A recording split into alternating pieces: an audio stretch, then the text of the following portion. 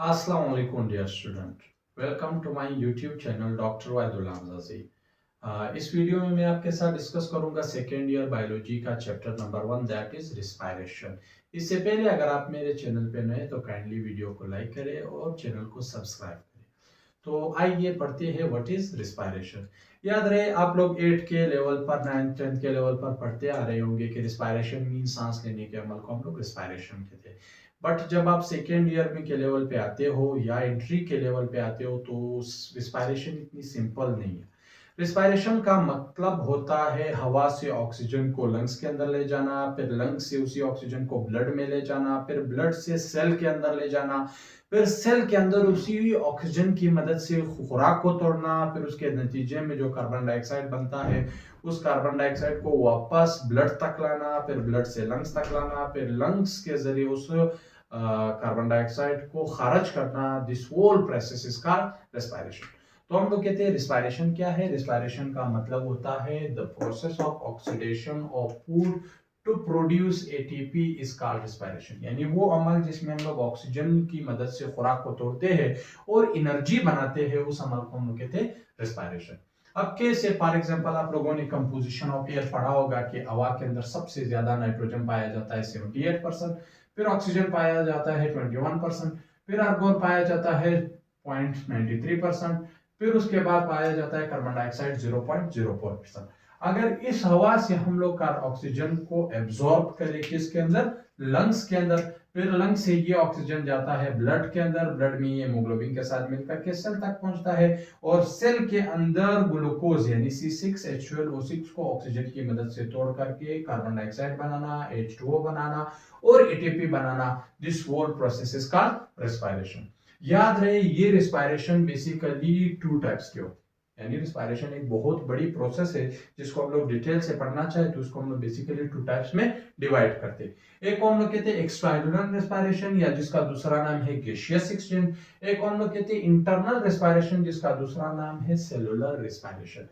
External respiration means gaseous exchange. Gaseous exchange का मतलब होता है हवा से ऑक्सीजन को लंग्स के अंदर ले जाना और लंग्स से कार्बन डाइऑक्साइड और हवा को वापस माउथ के जरिए बाहर निकालना। This process is called external respiration. It means हम लोग कह सकते हैं कि हवा का सांस का अंदर ले जाना और सांस का बाहर ले जाना। This process is called external respiration या इसको हम लोग कहते हैं गैसियस एक्सचेंज। और इसी को भी अगर डिटेल से पढ़ना चाहो तो इसको हम लोग 2 पेजेस या 2 स्टेप में डिवाइड करते हैं। एक को इंस्पायरेशन या इनहेलेशन कहते हैं, एक को हम लोग कहते हैं एक्सपायरेशन या exhalation.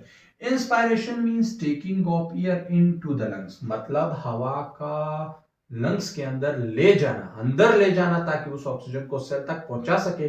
This process is called inspiration. फिर उसी के नतीजे में यानी जो कार्बन डाइऑक्साइड बनती है उस कार्बन डाइऑक्साइड समेत तमाम हवा को लंग्स से बाहर निकालना। This process is called expiration. तो हम लोग कह सकते हैं हवा का अंदर ले जाना इसका इंस्पायरेशन और हवा का बाहर ले जाना that is called expiration. Inspiration और एक्सपायरेशन कोलेक्टिवली क्या कहलाता है, एक्सटर्नल रिस्पायरेशन। इट मींस हम लोग कहते हैं the taking of air into the lungs is called inspiration while the taking of air out of the lungs is called expiration.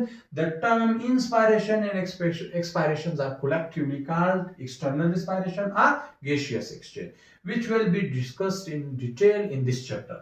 The second type is internal respiration or cellular respiration जिसको हम कहते हैं। Internal और cellular respiration का मतलब है cell के अंदर ग्लूकोज को ऑक्सीजन की मदद से कार्बन डाइऑक्साइड H2O और एटीपी में तोड़ना। इस अमल को इंटरनल और सेलुलर रेस्पिरेशन कहते हैं। सेलुलर क्यों कहते हैं, क्योंकि ये प्रोसेस लंग्स के अंदर नहीं हो रहा, ये एटमॉस्फेयर के साथ नहीं हो रहा, ये बिल्कुल अंदर सेल के अंदर माइटोकॉन्ड्रिया में हो रहा होता है। इस वजह से इसको हम कहते हैं इंटरनल रेस्पिरेशन या सेलुलर रेस्पिरेशन। तो ये इंटरनल या सेलुलर रेस्पिरेशन फर्दर 2 टाइप्स का होते हैं। एक हम कहते हैं एरोबिक और एक हम कहते हैं एनारोबिक।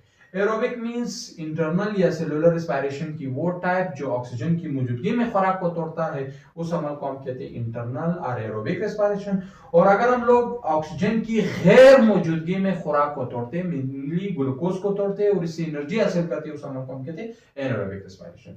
पर क्या हुआ, एरोबिक में हम लोग ऑक्सीजन यूज करते हैं, एनारोबिक में ऑक्सीजन इस्तेमाल नहीं करते। एरोबिक के अंदर जो एटीपी बनती है उसकी तादाद ज्यादा होती है, एनारोबिक के अंदर जो एटीपी बनती है उसकी तादाद कम होती है। फिर एरोबिक रिस्पायरेशन के नतीजे में कार्बन डाइऑक्साइड, H2O और एटीपी बनती है। एनारोबिक रिस्पायरेशन की मौजूदगी में या तो अल्कोहल बनता है या लैक्टिक एसिड। इस वजह से हम कहते हैं एनारोबिक रिस्पायरेशन। प्रोडक्ट्स की बुनियाद पे दो किस्म का हुआ, एक को हम कहते हैं अल्कोहलिक फर्मेंटेशन, एक को हम कहते हैं लैक्टिक एसिड फर्मेंटेशन। अगर एनारोबिक रेस्पिरेशन जिसमें ऑक्सीजन यूज नहीं होता उसका प्रोडक्ट बना alcohol, then it is called alcoholic fermentation. अगर इसके नतीजे में लैक्टिक एसिड बना तो this is called lactic acid fermentation. So basically हम कहते हैं एरोबिक और एनारोबिक रेस्पिरेशन दोनों को कलेक्टिवली कहते हैं इंटरनल रेस्पिरेशन, जो हम लोगों ने फर्स्ट ईयर के अंदर बायोएनर्जेटिक चैप्टर में डिटेल से डिस्कस किया था। इस चैप्टर में मैं आपके साथ डिटेल से डिस्कस करूंगा what is gaseous exchange and how inspiration occur and how expiration occur and what are the diseases associated with inspiration और एक्सपायरेशन और with the lungs and what is their treatment. ये मैं details इस chapter में मैं आपके साथ discuss करूंगा।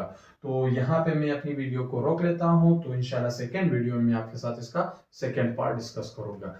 यहाँ तक अगर आपको कोई चीज समझ नहीं आई या कुछ पूछना हो काइंडली कमेंट के जरिए पूछ सकते हो।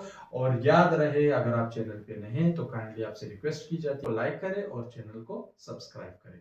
Thank you so much.